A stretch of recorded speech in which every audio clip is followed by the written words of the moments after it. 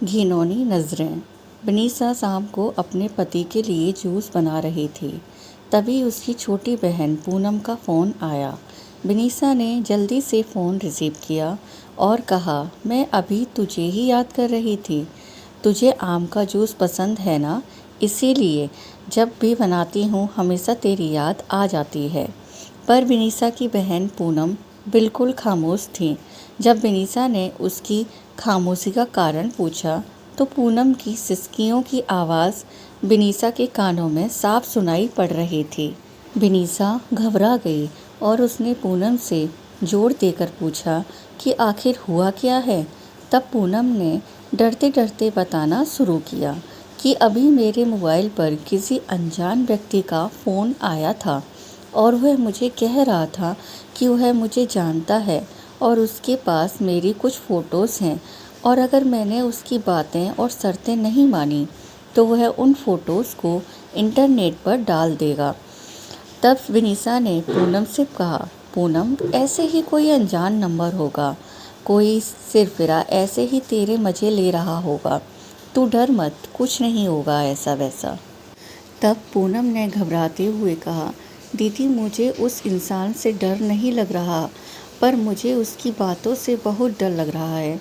यह कहकर पूनम रोने लगी। तभी विनीसा ने कहा, तो बताना, उस इंसान ने क्या कहा तुझे? तब पूनम बोली, उसने मुझे कहा है कि अगर वह मेरी फ़ोटो इंटरनेट पर नहीं डाले तो मुझे उसकी सारी मांगें पूरी करनी होगी। उसने कहा है कि आज रात वह मेरे घर पर आएगा। और इतना कहते ही पूनम ज़ोर ज़ोर से रोने लगी और रोते रोते बोली, दीदी, मुझे उसकी बातें सुनकर घिन आ रही है। ऐसा लग रहा है जैसे उसने मेरे साथ कुछ कर दिया हो। अगर अभी वह मेरे सामने आ जाए तो मैं उसे इसी वक्त जान से मार दूंगी। इतना कहकर पूनम चीखने लगी। तभी विनीसा ने पूनम से कहा, अरे पूनम, तू संभाल अपने आप को और मुझे उस घिनौने इंसान के नंबर भेज। मैं उसे अभी मज़ा चखाती हूँ।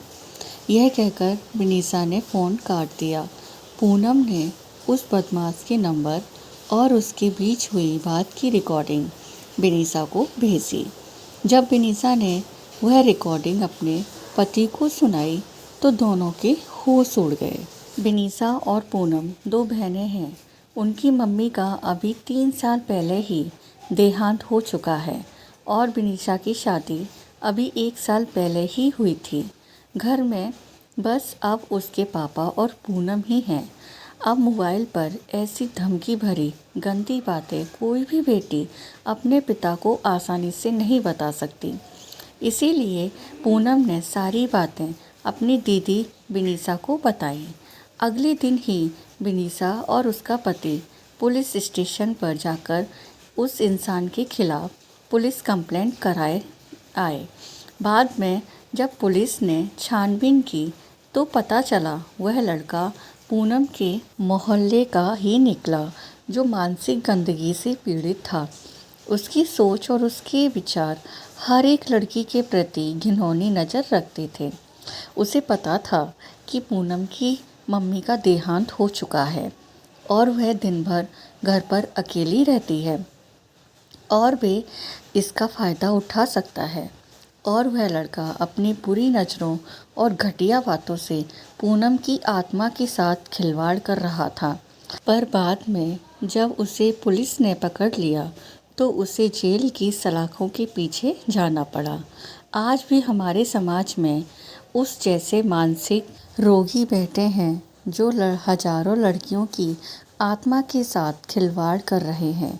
इनमें से कुछ लड़कियां जो मजबूत होती हैं, जो ऐसे रोगियों को अच्छा सबक सिखाती हैं, और कुछ लड़कियां उनसे डर जाती हैं और उनकी मांगों को पूरा करते करते उनकी घिनौनी नज़रों का शिकार बनती हैं।